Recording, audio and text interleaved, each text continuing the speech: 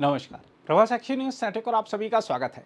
बड़बोले ख्वाजा आसिफ कभी भारत को परमाणु बम की धमकी देते हैं, कभी जल युद्ध की हुंकार भरते हैं और कभी देशी विदेशी मीडिया को दिए गए साक्षात्कारों में यह कबूल करते नजर आते हैं कि हर जंग में पाकिस्तान की फौज को भारत के हाथों मुंह की खानी पड़ी है।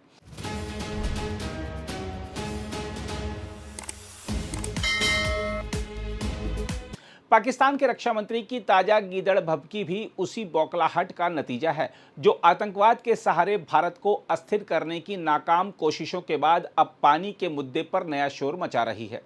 असलियत यह है कि पाकिस्तान की सत्ता और सेना दोनों ही अपने ही देश की नाकामियों को छिपाने के लिए भारत विरोध का सहारा ले रहे हैं। हम आपको बता दें कि पाकिस्तान के रक्षा मंत्री ख्वाजा आसिफ ने एक बार फिर धमकी दी है कि अगर पाकिस्तान की जल सुरक्षा को खतरा हुआ तो इस्लामाबाद भारत के खिलाफ युद्ध छेड़ देगा। एक पाकिस्तानी समाचार चैनल को दिए साक्षात्कार में आसिफ ने कहा कि पानी पाकिस्तान की राष्ट्रीय सुरक्षा का हिस्सा है और यदि भारत ने जल आपूर्ति रोकने की दिशा में तेजी दिखाई तो पाकिस्तान युद्ध करेगा। यह बयान ऐसे समय में आया है जब भारत ने पहलगाम आतंकी हमले के बाद सिंधु जल संधि को निलंबित कर पाकिस्तान को साफ संदेश दे दिया था कि आतंक और बातचीत एक साथ नहीं चल सकते। हम आपको बता दें कि विश्व बैंक की मध्यस्थता में बनी सिंधु जल संधि के तहत पाकिस्तान को सिंधु बेसिन का लगभग 80% जल मिलता रहा है, जिस पर वहां की 80% खेती निर्भर करती है। लेकिन आतंकवाद को पालने वाले पाकिस्तान को अब यह डर सता रहा है कि सिंधु जल संधि को स्थगित करने के बाद भारत जिस तरह धीरे धीरे पाकिस्तान का सारा पानी बंद करता जा रहा है, और वह दिन भी जल्द ही आने वाला है जब भारत अपने हिस्से के जल का पूर्ण उपयोग करने लगेगा। ऐसे में पाकिस्तानी अर्थव्यवस्था की जर्जर नींव और तेजी से दरक जाएगी। साथ ही ख्वाजा आसिफ ने भारत पर चिनाब नदी के प्रवाह को हथियार बनाने और जल संबंधी सूचनाएं रोकने का आरोप लगाया है। हम आपको यह भी बता दें कि पाकिस्तान इस समय भीषण जल संकट से कराह रहा है। सिंध और बलूचिस्तान जैसे इलाकों में हालात भयावह हैं। सिंध के सिंचाई विभाग के आंकड़े बताते हैं कि कई नहरों में भारी जल कमी है।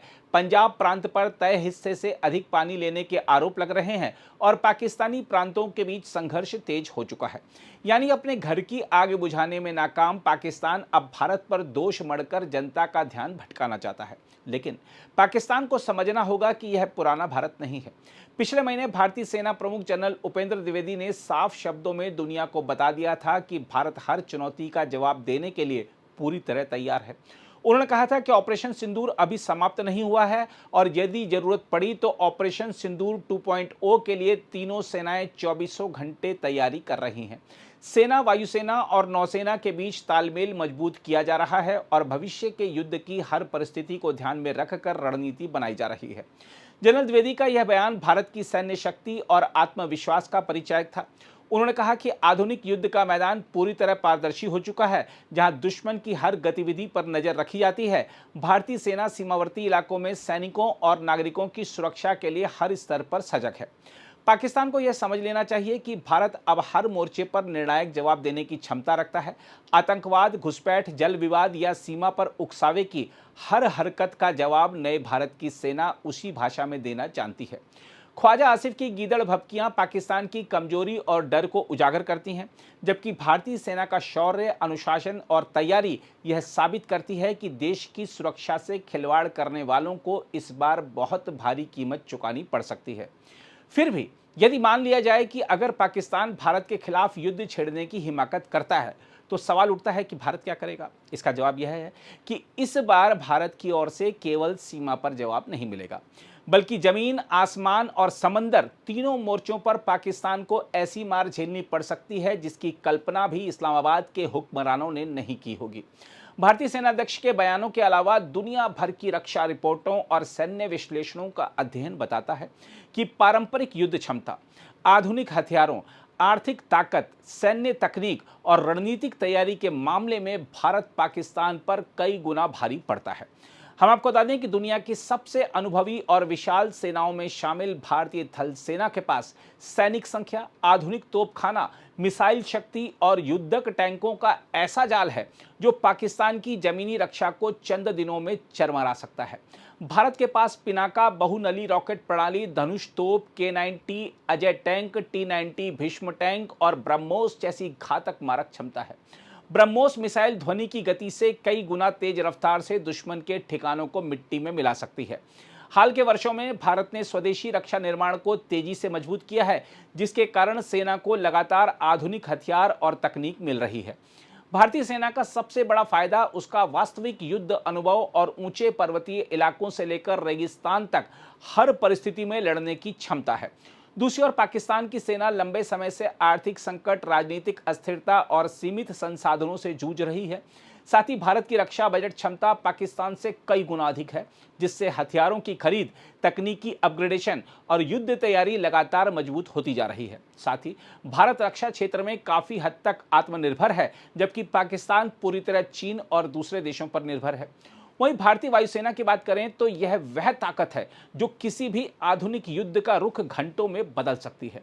भारतीय वायुसेना के पास राफेल, सुखोई 30, MKI, तेजस और मिराज जैसे अत्याधुनिक लड़ाकू विमान हैं।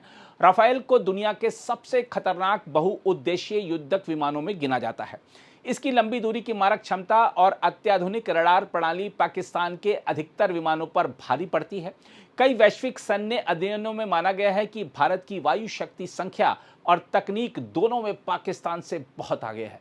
भारतीय वायुसेना की सबसे घातक ढाल S-400 वायु रक्षा प्रणाली है। यह प्रणाली सैकड़ों किलोमीटर दूर से दुश्मन के विमान, मिसाइल और ड्रोन को हवा में ही नष्ट कर सकती है। हालिया सैन्य अभियानों और अभ्यासों में इस प्रणाली ने साबित किया है कि पाकिस्तान की हवाई घुसपैठ या मिसाइल हमले को भारतीय रक्षा कवच के सामने टिकना बेहद कठिन होगा। समंदर की बात करें तो भारतीय नौसेना पाकिस्तान की नौसैनिक क्षमता पर भारी बढ़त रखती है। भारत के पास विमान वाहक पोत, विक्रांत, परमाणु पनडुब्बी, अरिहंत, अत्याधुनिक युद्धपोत, विध्वंसक जहाज और लंबी दूरी तक मार करने वाली समुद्री मिसाइलें हैं। भारतीय नौसेना अरब सागर में पाकिस्तान के बंदरगाहों और समुद्री आपूर्ति मार्गों को घेर सकती है। हम आपको बता दें कि पाकिस्तान की अर्थव्यवस्था का बड़ा हिस्सा समुद्री व्यापार पर निर्भर है और यदि भारतीय नौसेना ने नाकेबंदी कर दी तो पाकिस्तान के लिए ईंधन, हथियार और व्यापारिक आपूर्ति बनाए रखना बेहद मुश्किल हो जाएगा। इसके अलावा भारत की सबसे बड़ी ताकत केवल हथियार नहीं बल्कि तीनों सेनाओं के बीच बढ़ता तालमेल भी है। सेना प्रमुख जनरल उपेंद्र द्विवेदी पहले ही स्पष्ट कर चुके हैं कि भारत भविष्य के युद्ध के लिए 24 घंटे तैयारी कर रहा है और तीनों सेनाएं मिलकर समन्वित युद्ध रणनीति पर काम कर रही हैं। आधुनिक निगरानी प्रणाली, सूचना युद्ध, उपग्रह क्षमता और त्वरित हमला करने की तैयारी भारत को निर्णायक बढ़त देती है। हालांकि यह भी सच है कि दोनों देशों के पास परमाणु हथियार हैं और किसी भी पूर्ण युद्ध का परिणाम पूरे क्षेत्र के लिए विनाशकारी हो सकता है। लेकिन पारंपरिक युद्ध क्षमता की बात करें तो वैश्विक रक्षा विश्लेषण साफ संकेत देते हैं कि भारत संख्या, तकनीक, अर्थव्यवस्था, हथियारों और रणनीतिक तैयारी के मामले में पाकिस्तान पर स्पष्ट रूप से भारी पड़ता है। यही कारण है कि पाकिस्तान बार बार गीदड़ भभकियां तो देता है, लेकिन सीधे युद्ध की कीमत चुकाने का साहस शायद ही जुटा पाए। बहरहाल सैन्य ताकत के साथ साथ भारत की सबसे बड़ी शक्ति उसका निर्णायक नेतृत्व भी है। प्रधानमंत्री नरेंद्र मोदी ने पिछले कुछ वर्षों में दुनिया के सामने एक ऐसे सख्त और स्पष्ट नेता की छवि बनाई है जो देश की सुरक्षा के मुद्दे पर किसी भी तरह का समझौता नहीं करता। सर्जिकल स्ट्राइक से लेकर बालाकोट एयर स्ट्राइक और ऑपरेशन सिंदूर से लेकर आतंकवाद के खिलाफ कड़े वैश्विक अभियान तक प्रधानमंत्री मोदी ने यह साबित किया है कि नया भारत केवल चेतावनी नहीं देता बल्कि जवाब देता है। आज दुनिया के प्रमुख देशों के साथ भारत के मजबूत रणनीतिक संबंध हैं और अंतर्राष्ट्रीय मंचों पर मोदी की बात को गंभीरता से सुना जाता है। दूसरी ओर पाकिस्तान के प्रधानमंत्री शहबाज शरीफ और सेना प्रमुख आसिम मुनीर की स्थिति अपने ही देश में कमजोर और विवादों से घिरी हुई है। आर्थिक संकट, राजनीतिक अस्थिरता और आतंकवाद की छाया से जूझते पाकिस्तान के नेतृत्व की तुलना भारत के मजबूत और आत्मविश्वासी नेतृत्व से नहीं की जा सकती। यही कारण है कि जब भारत का नेतृत्व दृढ़ संकल्प के साथ खड़ा होता है तो पाकिस्तान की धमकियां दुनिया को खोखली और बौखलाहट भरी ही नजर आती हैं। अगर आप भी लेना चाहते हैं देश दुनिया की तमाम जानकारी तो आज ही सब्सक्राइब करें हमारे चैनल को। साथ ही नीचे दिए बेल आइकन को जरूर दबाएं ताकि हर अपडेट आप तक पहुंच सके।